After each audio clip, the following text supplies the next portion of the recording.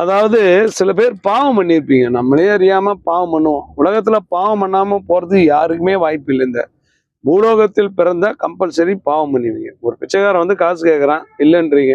அது ஒரு வகையான பாவம். உங்க கையில ஒருத்தர் ஹெல்ப் கேட்குறாங்க, ஃபோன் எடுக்காம போறது கூட பாவம். சில பேர் வந்து உறவுகளுக்கு அவாய்ட் பண்றது கூட பாவம். எல்லாம் ஒரு வகையான பாவம்.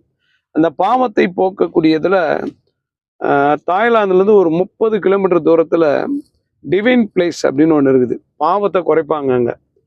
உங்களுக்கு பாவம் குறைஞ்சிச்சுன்னா நல்லா தூங்குவீங்க. தூங்குறதுக்கு உண்டான விஷயங்கள் நடக்கும். ஒரு ஆயில் மாதிரி ஒன்று கொடுப்பாங்க, உடம்பு ஃபுல்லாக தேய்க்கணும். 10 நிமிஷம் ஊறணும், இல்லை 20 நிமிஷம் ஊறணும். அதுக்கப்புறம் இந்த பவுட்ரு போட்டு நல்லா தேய்ச்சிட்டு குளிச்சிங்கன்னா ஆனந்தமான தூக்கம் வரும். நல்லா ஒருத்தன் படுத்த உடனே தூங்குறான் பார்த்தீங்களா, அவன் தான் பாவம் பண்ணாத ஆத்மான்னே சொல்கிறாங்க. பாவம் பண்ணாமல் இந்த உலகத்தில் தப்பிப்பதற்கு யாருக்குமே வாய்ப்பு இல்லை. எல்லாம் ஏதோ ஒரு வகையில் பாவம் பண்ணுறாங்க. கடைக்காரன் கூட பாருங்கள், எம்ஆர்பி ரேட் இருக்கும், அவங்களுக்கு ஒரு கமிஷன் கொடுப்பாங்க.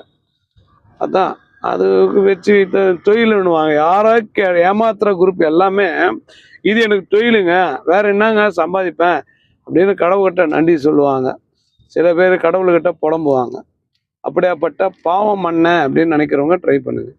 என்ன பாவம் பண்ணணும், எல்லாத்தையும் அனுபவிச்சிட்டேன் அப்படின்னு சொல்லக்கூடிய மக்கள் இதை பயன்படுத்தலாம். பாவத்தை போக்கக்கூடியது இது. பக்க விளைவுகள்லாம் கிடையாது. நான் 3 நாள் போட்டேன், 3 நாள் எந்த எஃபெக்டும் காட்டல. உங்களுக்கு நம்பிக்கை இருந்தால் ட்ரை பண்ணுங்க.